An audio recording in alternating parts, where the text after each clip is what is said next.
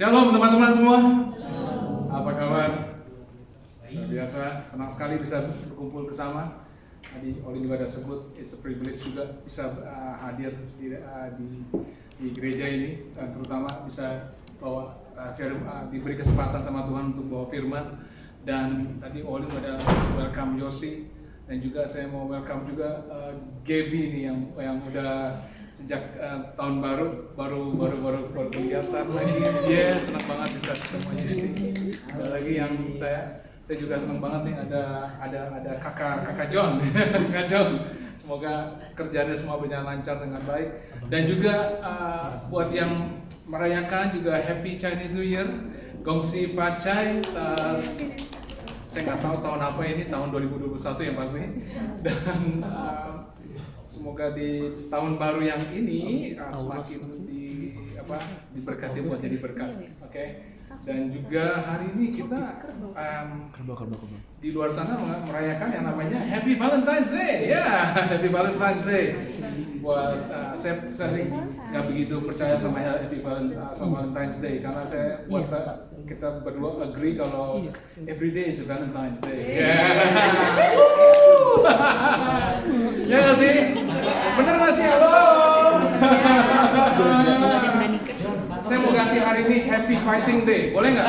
Ya, cuma 1 tahun sekali kita berantem. Biarin aja kita satu hari doang kita berantem. Lain hari nggak usah berantem. Loving Valentine's ya? Oke. Itu bukan quote dari saya sih, itu Anda kemana-mana juga ketemu itu quote. Every day is a Valentine's Day. Oke. Masih topik yang nggak berbeda dari minggu lalu ya teman-teman. Mungkin kalau minggu lalu nggak datang, tahu kalau kita minggu lalu bicara tentang yang agak berat gitu ya. Sesuatu yang nggak comfortable buat saya ngomong, tapi sesuatu yang nggak begitu enak juga didengar, tapi somehow sadar kalau kita perlu mendengar tentang sexual immorality. Jadi masih dalam bagian yang mirip-mirip gitu ya. Minggu lalu kita bicara tentang pure living, bagaimana hidup Joseph digoda oleh istri Potifar, tapi dia tetap menjaga yang namanya purity dia. Bagaimana dia juga Yusuf mengajarkan kita dua motivasi bahwa dia mengajarkan kita bahwa kita nggak melakukan yang immoral begitu karena dia begitu baik. Orang yang kita nggak mau mengkhianati orang yang begitu baik sama kita, dan juga terutama ultimately kita nggak mau mengkhianati orang yang yaitu Tuhan kita nggak mau mengkhianati Tuhan kita yang begitu baik buat kita. Oke. Lalu kita juga lihat juga kehidupan Samson, bagaimana dia dikasih 3 kali grace, tapi yang keempat kuasanya hilang. Dan kita bisa melihat bagaimana sexual immorality menghancurkan hidup seseorang. Oke? Nah, jadi hari ini kita masih dalam konteks yang sama tentang holiness. Jadi kesempatan yang baik, saya yakin kalau kita di pesawat aja orang ngomong sama kalian lain, ngomongnya sama terus ya kan? Karena just in case satu step kita dari kebodohan, kita akan ribet seumur hidup. Oke? Jadi dalam 2 sessions ini kita mau bicara tentang stay pure. Oke? Kita katakan sama-sama stay pure. Stay pure. Oke, stay pure. Nah, mari kita lihat ayat yang intinya yaitu adalah Ibrani 13 ayat 4. Dikatakan, "Hendaklah kamu semua penuh hormat terhadap perkawinan, dan janganlah kamu mencemarkan tempat tidur, sebab orang-orang sundal dan berzina akan dihakimi Allah." Di bahasa Inggrisnya, marriage should be honored by all, and the marriage bed kept pure. Katakan sama-sama, pure.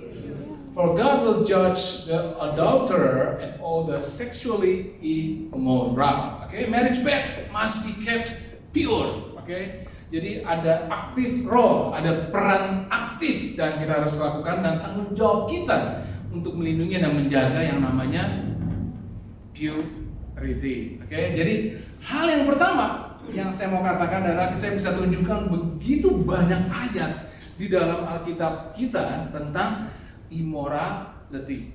Dan juga kita bagaimana di Alkitab mengajarkan juga untuk kita stay pure di dalam keseharian kita. Bukan karena Tuhan adalah Tuhan yang sangat restriktif. Saya mau katakan begitu banyak di tulisan.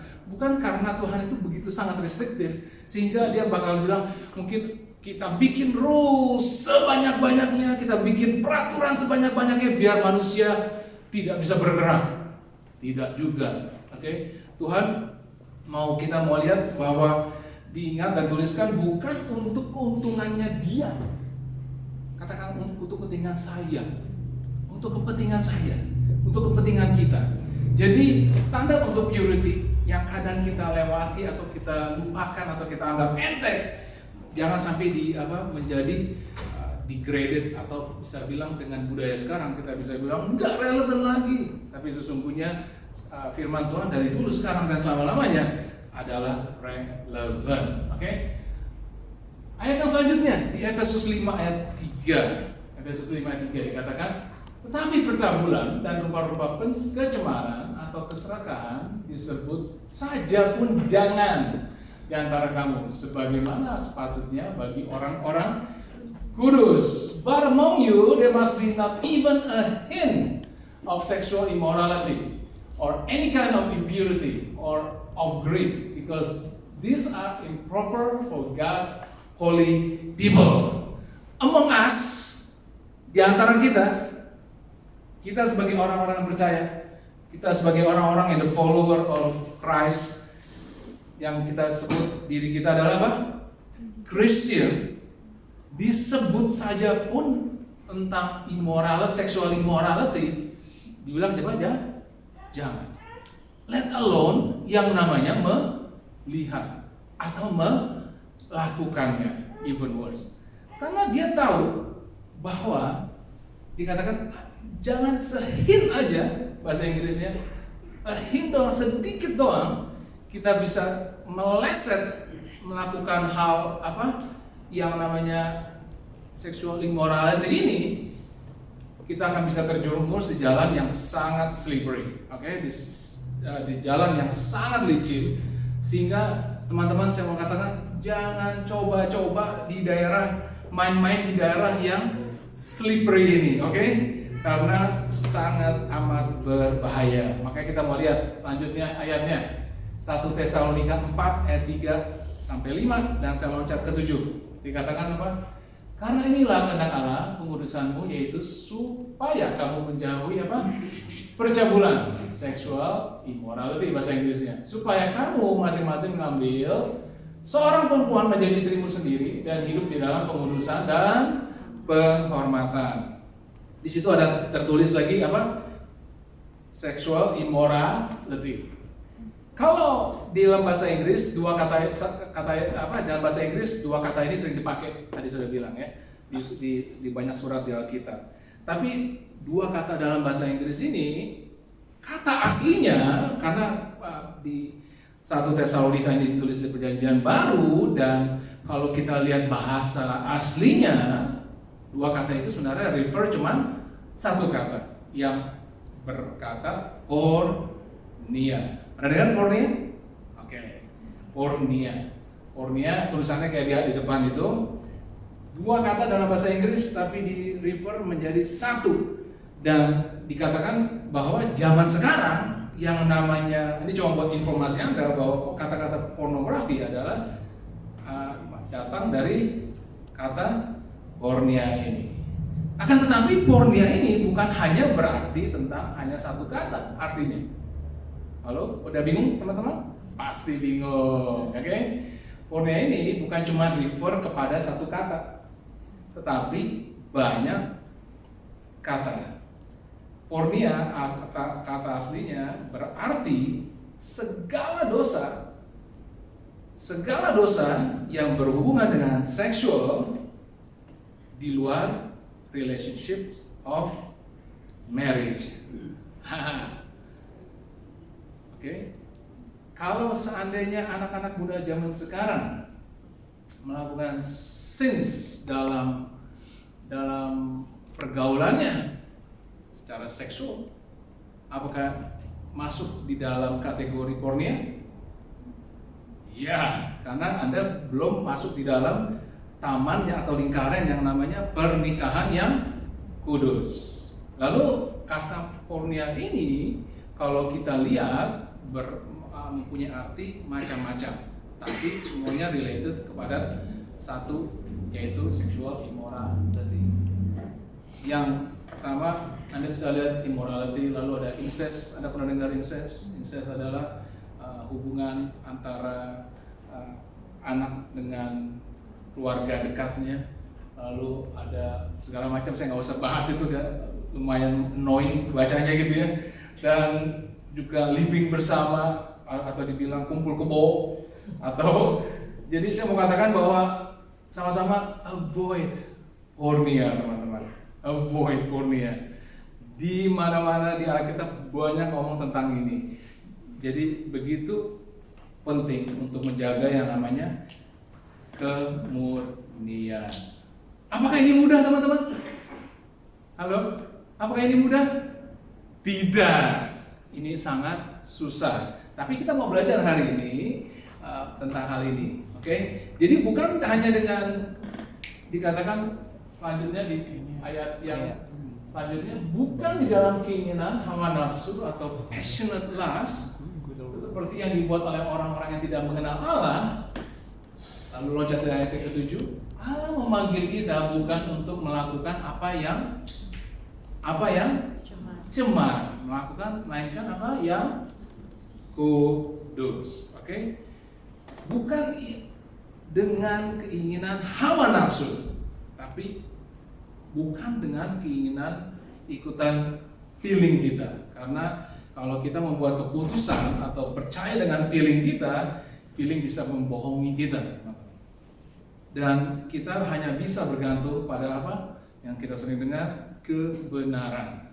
Yaitu kebenaran ada di firman.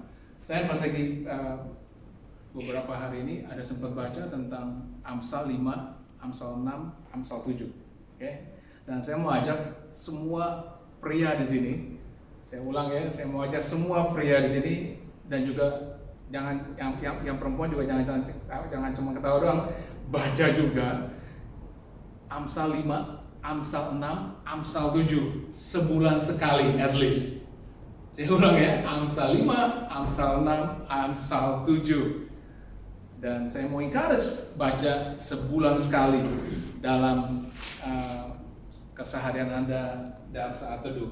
Karena Anda bisa melihat, aku tahu bahwa banyak hal diajarkan di situ. Dan kita mau lihat bahwa betapa mudahnya kita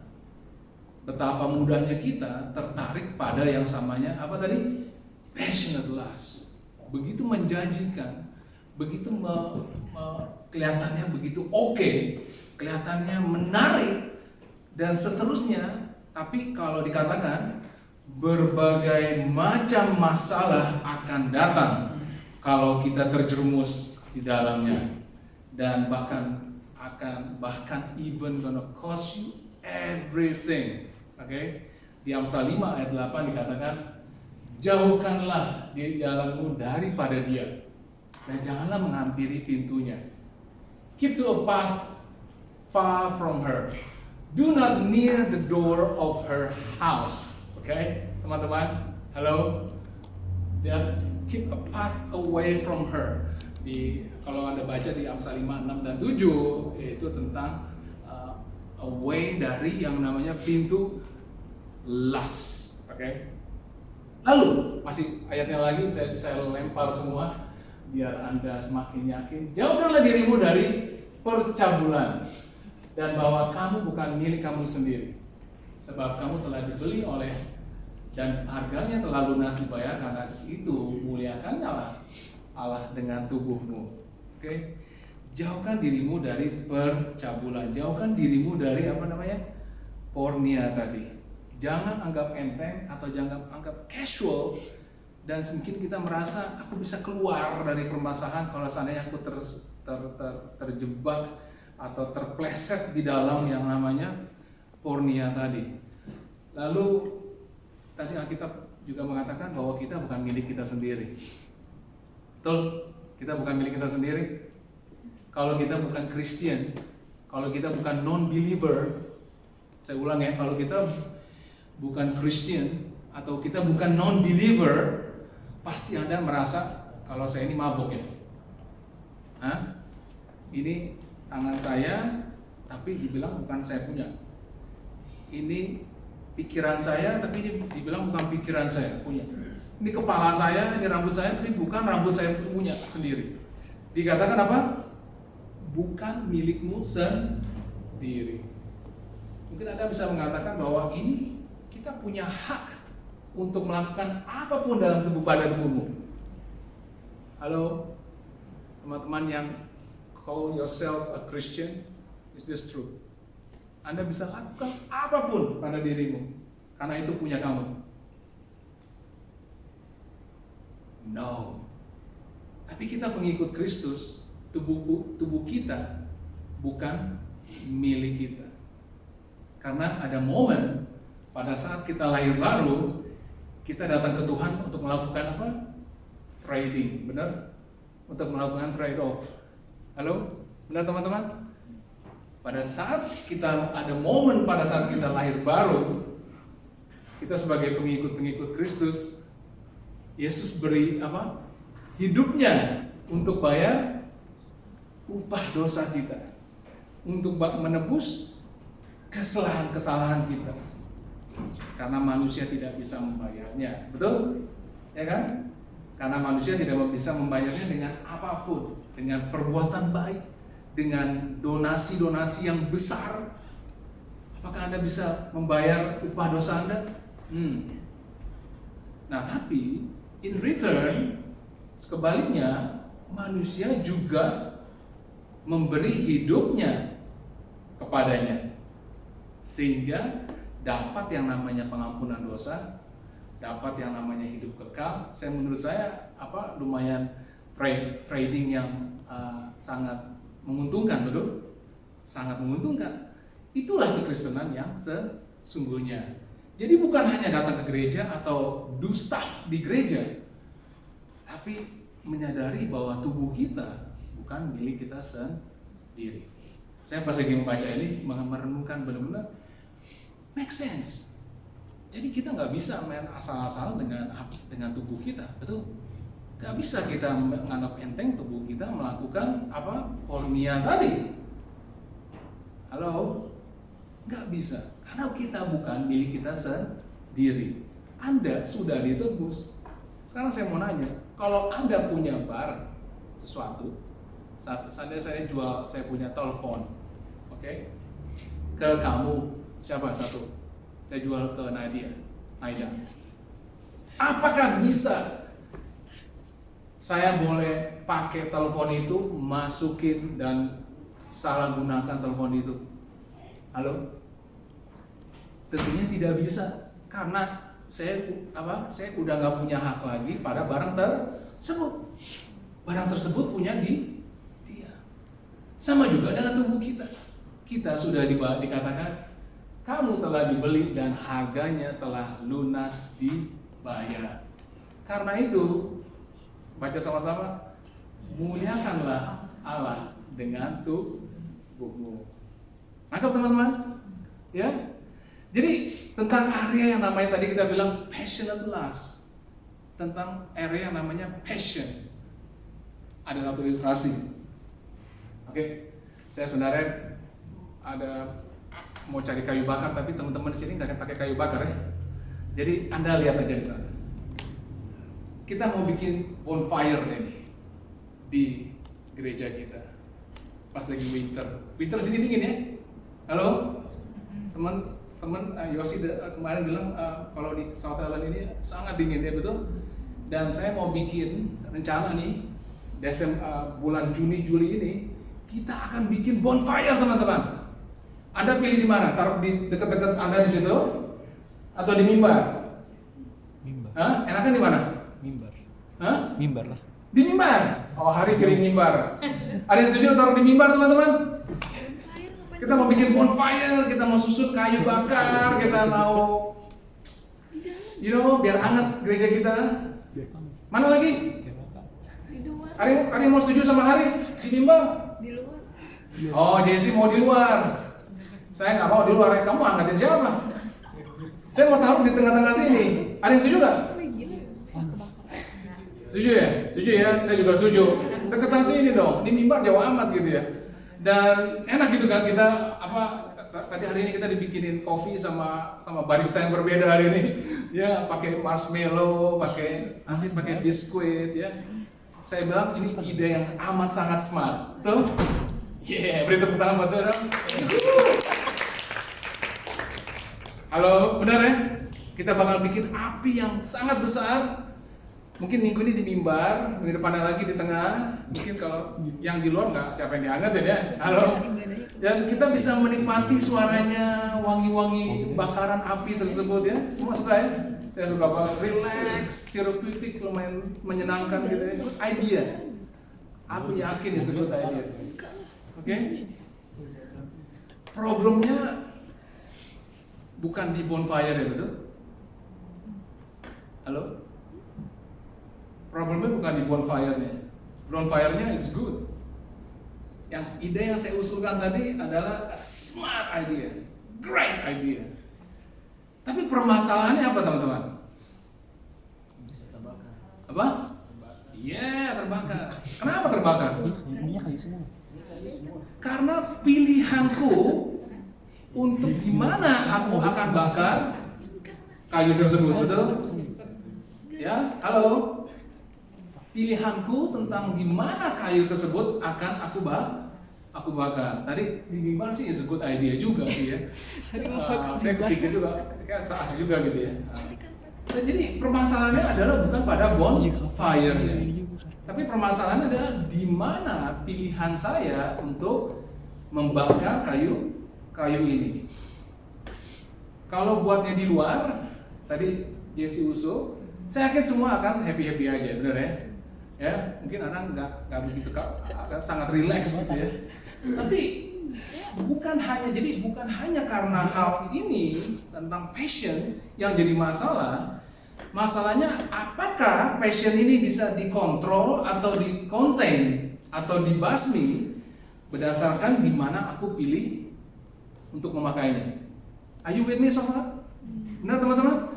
Kalau saya mungkin bakar di sini, mungkin ya pasti saya akan kasih batu gitu ya, kasih air mancur atau siap dengan fire extinguisher karena saya bisa contain. Gitu. Jadi sama persis dengan passion atau tadi katakan apa? Nafsu, passion. Bukan pesan kita di gereja sebenarnya untuk stop jangan main-main dengan api gitu ya. Jangan sampai ada api di gereja ini. Kamu tunggu, kamu stop. Jangan terlalu passionate lah dengan apa yang kamu mau gitu ya. Jangan terlalu heboh gitu lah ya gitu ya. Tapi saya mau katakan bahwa Tuhan ciptakan passion, benar? Dan segala sesuatu yang Tuhan ciptakan adalah baik. Mau dibakar, ada api di dalam hatimu, is totally fine. Punya passion. Mungkin Anda kalau melihat saya, kalau ngobrol sama saya, ada beberapa hal yang saya sangat passionate about. Betul? Halo? Saya sangat passionate banget sama yang namanya makan gitu ya. Sama durian saya, I'm really passionate gitu ya. Sama lobster saya, I'm so passionate ya. Tapi you put it at the right place. Yang salah adalah punya passion tersebut tapi ditaruh di tempat yang salah. Jadi yang menjadi isu bukan passion ya bukan? Yang menjadi isu bukan menjadi apinya bukan, tetapi containmentnya. Apa? Maka yang menjadi masalah adalah containmentnya. Tuhan tidak condemn kita untuk punya passion. Tuhan tidak condemn kita untuk punya feeling. Akan tetapi dengar baik-baik. Musuh yang berbohong kepada kita untuk bukan taruh passionnya di tempat yang benar, oke? Tapi dipancing di tempat yang lain. Halo, teenagers ada di sini? Oh, satu dua ya. Teenagers adalah orang-orang yang Saya mau katakan juga masih lupa itu 30 tahun yang lalu rupanya. Masih bocil. Hampir angkat tangan udah. Teenagers adalah sangat orang-orang yang sangat passionate ya. Orang tua kita mungkin sebut saya dulu waktu saya teenager adalah rebellious. Rebel. Halo? Rebel bahasa Indonesia saya masih penasaran gitu ya. Pengkhianat bukan. Apa? Pemberontak ya.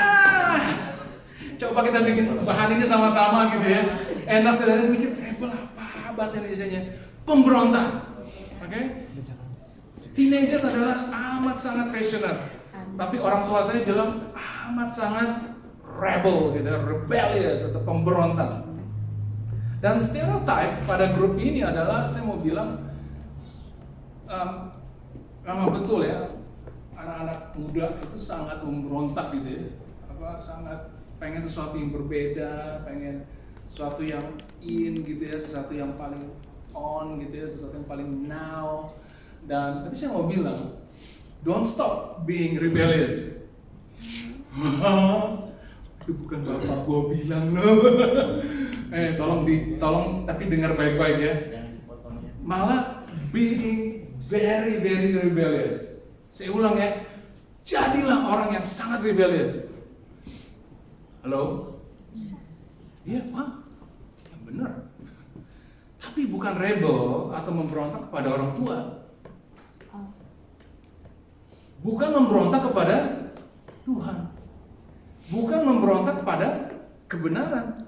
Bukan memberontak pada apa yang udah disuruh sama Tuhan. Betul? Bukan memberontak pada perintah-perintahnya. Tapi mari kita rebellious, anak-anak muda di sini atau yang mendengar under my voice, oke? Jadilah orang rebellious yang sama punya musuh kita punya plan. Sama iblis punya plan. Sama bagaimana dunia punya plan. Halo? Saya minggu lalu dikirim sama Olin bahwa katanya pemerintahan sekarang akan membuat satu draft gitu ya, satu law bahwa bayi yang lahir tidak boleh dan dilarang untuk menyatakan gendernya. Udah pernah dengar? Belum pernah dengar ya? Tapi saya juga belum lihat. Tapi ada orang pernah screenshot propose bill-nya. Jadi kalau Anda baru keluar gitu ya, Anda nggak bisa dikatakan ini adalah laki-laki atau perempuan. Jadi semua orang yang lahir adalah genderless. Jadi itu keputusan anak itu sendiri nanti mau punya gender laki-laki atau perempuan. Jadi kalau Anda mempunyai kelamin laki-laki, itu nanti keputusan anak itu untuk memilih anak itu laki-laki atau perempuan. Itu berdasarkan proposed bill tersebut. Apakah kita harus ngikutin demikian teman-teman? Halo? Lalu mungkin saat ini dikatakan equality. Gay homosexuality is great. Gereja compromising untuk memberkati homosexuality di depan gereja. Itu juga salah satu proposed bill-nya, bahwa gereja tidak boleh encourage orang untuk dari homoseksual menjadi straight. Okay? That's when you rebel. That's when you rebel against the devil plan. Kita semua harus do the same. Saya bisa ngomong begini juga dibilang, katanya siap-siap bahwa siap-siap bayar denda katanya setiap kali saya ngomong demikian. Let's do it. We'll find out. Tapi masih propose. Saya yakin orang-orang pasti akan against it. Jadi passion, bonfire, api tersebut harus punya pagar. Benar teman-teman? Harus punya fences. Harus punya parameter. Passion perlu yang namanya pagar. Benar? Untuk bisa contain. final words, mari kita share. Saya mau share ada 4 jalan atau cara atau hal di terakhir ini untuk memberikan fences atau pagar di dalam pure life. Oke? Dalam pure life. Karena purity, saya sudah bilang minggu lalu, matters to God. Purity, kemurnian sangat penting untuk Tuhan. Halo? Ada amin teman-teman? Kita udah baca. Purity matters to God. Hidup kita akan naik level yang baru kalau kita do these things right tentang purity. Passion biarlah terus terbakar. Passion biarlah terus menyala-nyala karena memberikan kita kenikmatan, keasikan dalam hidup ini. Tapi banyak dari kita tidak bisa ngomong begitu itu. Karena kita bisa melihat bahwa 75% minggu lalu kita bilang bahwa 75% orang browse pornografi. Dan statistik New Zealand dikatakan dari 2016 ada 19.191 pasangan menikah dan civil union. Dan tahun 2019 juga, jadi 19.071 dari Stats New Zealand, 19.000 orang menikah dan ada 8.391 pasangan yang bercerai. Halo? Itu yang kita harus rebel against, teman-teman. Jangan kita menjadi yang namanya statistik tersebut. Karena saya yakin nggak ada di teman-teman yang dengar ini, nggak ada yang sign up untuk terjebak dalam hal-hal yang demikian, betul? Nggak ada anyone yang percaya untuk sign up di hal-hal yang demikian. Nggak ada yang mau begitu, betul? Nggak mungkin ada orang, teman-teman yang saya pernah dengar, yang punya goal. Saya punya goal, aku akan married 3 kali dan I'm gonna be addicted to porn. Yeah. Halo? Ada teman-teman? Nggak ada. Tapi kenapa statistik mengatakan demikian? Karena mereka build fire at the wrong place. Mari kita taruh fire tersebut di the right place, di fireplace, dengan containment yang benar, dengan pagar yang benar, dengan parameter yang benar. Dan apakah hal itu? 4. Hanya 4 poin. 4 poin. Yang pertama, mari kita tetap komit dengan yang namanya standarnya Tuhan. Apa sih standarnya Tuhan? Hah? Tetap kita yang disebut sebagai pengikut-pengikut Kristus ini, marilah teman-teman kembali kepada standar ini lagi. Standarnya siapa? Standarnya Tuhan. Saya hanya khawatir, saya hanya takut kalau kita terinfluence pada yang namanya culture. Saya cuma takut kita terinfluence sama yang namanya budaya yang mengajak kita termasuk orang-orang percaya ini untuk need to change, untuk kita berubah, punya standar. Tuhan akan katakan atau telah mengatakan pada firman-Nya bahwa yang tidak populer dan budaya cara hidup zaman sekarang bertolak belakang dengan yang namanya the word atau firman Tuhan. Lalu apa yang akan kamu lakukan pada saat Anda berada di poin tersebut? Poin apa tadi saya tanya? Mengatakan bahwa Anda need to change. Ibarat poin tersebut, dunia mengatakan Anda need to change. Saya waktu ngomong tentang Donald Trump di kantor, orang-orang pada bilang, bagaimana dengan Donald Trump against aborsi? Bagaimana dengan Donald Trump against homosexuality, dengan gay? That's wrong, right? Halo? At that point, saya tetap stand up. Wait, that's what Alkitabku mengatakan is wrong. Nah, pada saat Anda dihadapi dengan poin tersebut, Anda cuma punya pilihan dua, ya kan? Benar teman-teman? Halo? Anda bisa pilih follow budaya hidup zaman sekarang, atau you follow standarnya siapa? Standarnya Tuhan. Bagaimana rasanya pada saat Anda di persimpangan itu, teman-teman? Yang menentukan adalah pilihan Anda ke kanan atau ke kiri, kiri atau ke kanan, adalah bagaimana Anda mengakui Dia sebagai Tuhanmu. Benar nggak? Bagaimana Anda mengakui Dia satu-satunya pemimpin dalam hidupmu, atau bukan? Maka Mazmur 119 ayat 9 katakan, dengan apakah seorang Buddha mempertahankan kelakuannya bersih, ya, bersih, pure, dengan menjaganya sesuai dengan apa? Firman.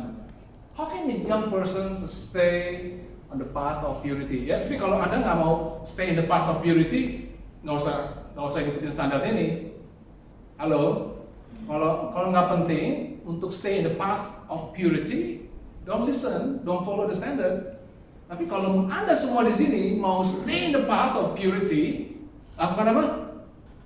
By living according to your word. Standarnya siapa? Ada yang mau komit kembali ke standarnya Tuhan, teman-teman? Halo? Cuma saya doang? Oke. Ada 2, 3, ya 4, ya kayaknya ada yang setengah-setengah gitu ya. Mari teman-teman, the believers set the standard right. Standard, kembali ke standarnya Tuhan. Oke, yang kedua, manage pikiranku. Segala sexual impurity, segala pornia, segala impurity, mulai dari pikiranmu. Saya mulai pada young person, mau ngomong pada young person di ruangan ini, pada single person, dan juga bukan hanya single person, married person, married couples, male and female, untuk kita jaga media input, betul? Jaga media input. Kita manage sesuatu sebelum kita datang kepada mata kita. Sebelum kita datang kepada pikiran kita, kita harus kontrol apa yang masuk ke mata kita dan dengar di kuping kita. Benar, teman-teman? Saat sebelum masuk mata dan telinga. Karena Ayub 31 katakan demikian. Aku telah menetapkan syarat bagi mataku. Masakan aku memperhatikan anak darah. Wah, ini pas lagi saya baca, apa ini? Kayaknya menarik nih kalau kita cari-cari. Lalu saya baca di NIV, dikatakan, I made a covenant with my eyes. Aku buat perjanjian dengan mataku, not to look lustfully at the young woman. Woo! Yay! Halo? I made a covenant with my eyes. Dulu. Tadi dikatakan apa? Jangankan disebut. Disebut aja jangan tadi kan. Bacakan. Boro-boro melihat, boro-boro melakukannya. Karena pada sebelum kita melakukannya, kita udah memikirkannya sebelumnya. Benar? Ada pernah dengar nggak orang-orang bilang one night stand? Saya yakin itu bukan one night stand. Udah 2 weeks planning sebelumnya. Halo? Tapi nggak usah kita discuss terlalu banyak lah ya. You know what I mean? Karena kita mau melakukan sesuatu karena udah pernah melihatnya. Lalu ayat yang Mazmur 1:1 ayat 3 mengatakan demikian. Tidak aku taruh di depan mataku perkara dursila, perbuatan murtad aku benci, itu tak akan melekat padaku. Bahasa Inggrisnya, I will not look with approval on anything that is vile. Vile itu apa, teman-teman? I will not look with approval on anything that is vile. Apa itu vile, teman-teman? Kalau Anda lihat ejaannya, Inggrisnya katakan apa? Sesuatu yang moralnya jelek, keji, wicked atau keji. Dan satu yang saya mau highlight adalah punya worth yang kecil, punya harga atau nilai yang sangat rendah. Oke? I hate what faithless people do. I will have no part in it. Oke? Anak-anak muda di sini yang single, laki-laki, perempuan, aku tidak taruh depan mataku perkara-perkara yang immoral, perkara-perkara yang low value. Boro-boro mendengar, jangan melihat juga teman-teman. Orang ngomong tentang yang low, nilai rendah, tentang ngejelekin orang lain, put it to the side. A little worth. Aku membuat keputusan bahwa pada apa yang aku lihat di hidupku, aku akan melakukannya proactively, bukan reactively. Sebelum itu masuk di mata kita, kita mau cegah. Benar teman-teman? Halo? Di Netflix ada sampai ada bagian yang namanya genre. Genre-nya apa? LGBT. Kalau saya bisa delete itu bagian itu inaktif gitu ya. Kalau bisa saya lakukan teman-teman. Halo? Itu namanya proaktif, benar? Tapi Netflix juga saya masih ada juga sih, karena anak-anak nonton bagian yang kartunnya. Tapi kalau bagian yang dewasanya ada yang bagian namanya, benar nggak sih? Apa cuman saya punya Netflix doang? Halo? Saya punya doang ya? Tolong bantu abis ini, tolong gimana caranya ngomong gitu. Itu Netflix Rolston namanya. Netflix Rolston beda lagi. Oke. Jadi, Anda nggak maksud saya? Saya pernah dikasih tahu, jangan taruh TV atau komputer di kamar anak. Itu artinya apa? Karena takut nanti ya browse lah atau dikerjain orang lah. Taruh di ruang tamu. Kenapa?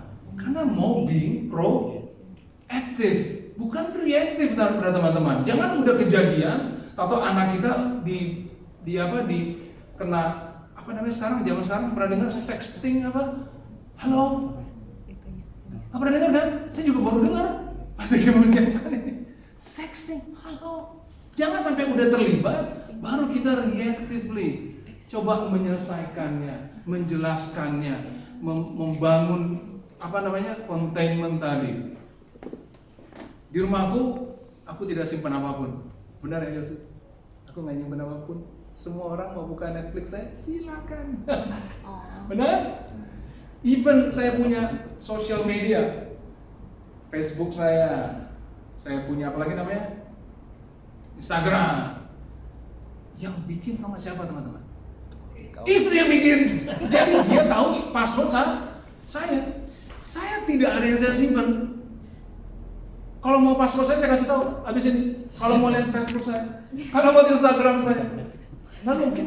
Anda bertanya, aduh, Den, kamu begitu 99%-nya apa? Kamu begitu vulnerable apa? Begitu kritisnya apa? Begitu mudah kali ya kena serangan kali ya? Tapi saya mau katakan 99% sih aman. Saya mengatakan 99% sih aman. Tapi cukup dengan satu langkah, hanya cukup satu step dari kebodohan. Betul? Hanya dari satu step yang saya lakukan yang akan membuat hancur segala-galanya yang saya bangun. Halo? Nangkap teman-teman? Nangkap ya? Oke. Jadi yang ketiga, yang pertama apa tadi? Standar Tuhan ya, komit kembali kepada standar Tuhan. Yang kedua, apa? Manage pikiran. Manage pikiran kita. Ingat kata-kata proaktif, jangan reaktif. Mendingan diberesin dulu sebelum memberesin, betul? Yang ketiga, nah ini minggu lalu saya udah sempat bilang ya, cuma saya mau bilang lagi karena ini begitu penting ya menurut saya. Konsekuensinya adalah real teman-teman. Minggu lalu saya bilang apa? Exposure adalah pasti, benar? Saya bilang exposure adalah pasti. The sin will show up. Halo, kalau Anda nggak biasa melakukan kesalahan-kesalahan, oke lah. Tapi the sin will show up. Tadi saya rekomend Anda baca Amsal 5, 6, dan 7, betul? Sebulan sekali. Karena akan membuat kita sadar bahwa banyak hal. Kalau Anda baca Amsal 5, 6, dan 7, Anda akan dibuat sadar akan banyak hal yang akan Anda kehilangan atau Anda harus beresin pada saat Anda say yes pada hal yang salah. Pada saat Anda melakukan membakar bonfire at the wrong place. Saya akan kehilangan semuanya yang telah saya kerjakan. Saat saya berpikirkan menyiapkan ini, saya sempat berpikir list gitu. Seandainya saya fall dalam satu step yang kebodohan tadi, saya harus memikir list. Apa yang akan terjadi kalau? Nah, teman-teman, coba Anda pikir baik-baik. Apa yang akan terjadi kalau? Apa yang terjadi kalau? Apa yang terjadi kalau? Apa yang terjadi kalau kamu selingkuh? Apa yang terjadi kalau kamu ketahuan browse pornografi? Apa yang terjadi kalau kamu melakukan segala pornia tadi? Saya sempat kepikir loh. Pada saat saya ngomong ini mungkin Anda terpikir juga. Yang pertama saya harus lakukan, apa yang harus saya katakan pada orang yang paling saya cintai? Kedua, apa yang harus saya katakan kepada anak-anak saya? Halo? Mungkin anak-anak Anda lebih besar daripada saya loh. Apa yang harus saya katakan kepada Anda semua? Ini saya nggak take it lightly. Apa yang harus saya katakan kepada Anda semua? Dan tentunya yang paling tinggi, apa yang harus saya katakan sama Tuhan? Apa yang harus saya katakan sama Tuhan? Kalau saya mengatakan yes pada hal yang salah tadi. Yang ketiga, yang terakhir, ayatnya adalah siapa melakukan zina tidak berakal budi. Orang yang berbuat demikian merusak diri. But a man who commits adultery has no sense. Lost common sense, benar gak sih? Seperti Samson. Whoever does so destroys himself. Bukan cuma destroy, hancurin ibadat, tapi hancur nama baikmu. Oke teman-teman.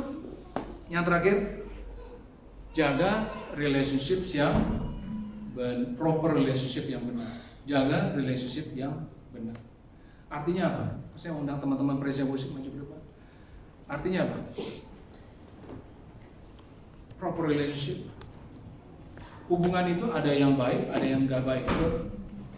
Benar nggak teman-teman? Halo? Hubungan ada yang baik, ada hubungan yang tidak baik. Maksud saya di sini adalah artinya mari kita pupuk, sirami, nurture, jaga yang the good ones. Tapi buang jauh-jauh yang the bad ones. Nah, nggak rumit toh. Yang good ones adalah orang-orang yang paling kamu cintai, orang-orang yang kamu respect, orang-orang yang kamu put value. Kalau saya nurture atau pupuk hubungan dengan orang yang dengan the good ones, itu adalah orang-orang yang dekat dengan saya, istri saya. Saya berpikir, kalau saya semakin mencintai dia, apa yang najis, apa yang kornia, apa yang low value, even not worth to mention, semakin berkurang, betul? The more I love her, the more I love Olin, the more I avoid all these problems. Anggap, aku mau saya pribadi bukan hanya starts well dalam hidup ini, ulang ya. Saya mau dalam hidup ini bukan hanya starts well, starts baik. Semua orang bisa starts baik. Minggu depan akan ada baptisan, teman-teman. Kita mau starts well. Kita mau orang-orang ini starts well dalam hidup mereka. Tapi ada satu hal yang penting. Bukan hanya kita starts well, tapi kita mau finish well. Benar? Semua orang mau finish well. Kita mau punya nama baik. Saya tadi sebelum lagi di parkiran, Olin bilang ada salah satu hamba Tuhan yang begitu terkenal, yang saya begitu respected, begitu saya taruh begitu respect. Udah almarhum ya tentunya tahun lalu. Terjebak. Orangnya sudah meninggal tahun lalu. Tahun lalu apa 2 tahun lalu? Dia ada salah satu top speaker. Dia diundang di mana-mana, saya tahu persis. Saya pernah dengar khotbahnya. Orangnya udah mati. Tapi keluar news 1 hari yang lalu, 2 hari yang lalu kalau dia melakukan sexual abuses. Halo. Consequences is real, teman-teman. Consequences is real. Apakah Anda mau finish well seperti itu? Apakah itu consider finish well, teman-teman? I don't think so.